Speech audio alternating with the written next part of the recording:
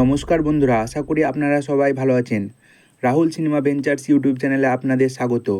আর আজ আমি কথা বলবো 2025 সালে পুজোতে মুক্তি পেতে চলা বাংলা সিনেমা রঘু ডাকাতের প্রি টিজার নিয়ে। পরিচালক ধ্রুব বন্দ্যোপাধ্যায় এবং মুখ্য চরিত্রে রয়েছেন দেব। এই টিজারটি মাত্র 1 মিনিট 32 সেকেন্ড, কিন্তু এতে লুকানো আছে বিশাল এক ইতিহাস, বিদ্রোহ আর এক নতুন বাংলা সিনেমার সম্ভাবনা। চলুন এক ঝলকে দেখে নিই এই টিজার কী আছে আর আমরা কি আশা করতে পারি। টিজারের শুরুতেই আছে এক গভীর ভয়েস ওভার, কিন্তু ওরা জানতো না আগুন নিভে যায়, ছাই কিন্তু নেভে না। ইতিহাস লেখে শিকারী, বাঘ কিন্তু লেখে না। যদি লিখতো তাহলে ইতিহাসটা কেমন হতো বলো দেখি। এই কথাগুলো শোনা মাত্রই বোঝা যায় এটা শুধুমাত্র এক ডাকাতের গল্প নয়, এটা এক প্রতিরোধ, এক বিদ্রোহ, এক ভুল ইতিহাসের প্রশ্ন তুলে ধরা। এখানে রঘু ডাকাত কোনো খলনায়ক নন, তিনি একজন নায়কের প্রতীক, একজন ইতিহাসের অবহেলিত কণ্ঠ। টিজারে দেখা যায় ধোঁয়ায় মোড়া এক বাংলার গ্রাম, চারিদিকে আগুন, লাশ ঝুলছে, নির্যাতনের চিহ্ন। তারপর হঠাৎ আবির্ভাব হয় নায়ক দেবের।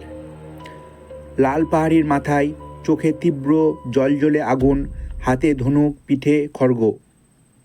দৃশ্যগুলো যেন রক্ত, মাটি আর আগুন নিয়ে আঁকা, যা বাংলার ইতিহাসের এক অবহেলিত অধ্যায়কে তুলে ধরেছে। ধ্রুব বন্দ্যোপাধ্যায় এই সিনেমার এই ভিজুয়াল ভাষা আগে গোলন্দাজ বা গুপ্তধনের সন্ধানেতেও আমরা দেখেছি, কিন্তু রঘু ডাকাতে সেটা আরও গভীর, আরও অন্ধকার, আরও জ্বলন্ত। এই প্রি টিজারের সংলাপ কম, কিন্তু অর্থ অনেক। ইতিহাস লেখে শিকারী, বাঘ কিন্তু লেখে না। এই একটি লাইনেই বুঝিয়ে দেওয়া হয়েছে ছবির মূল বিষয়, ক্ষমতার ইতিহাস বনাম সাধারণ মানুষের ইতিহাস।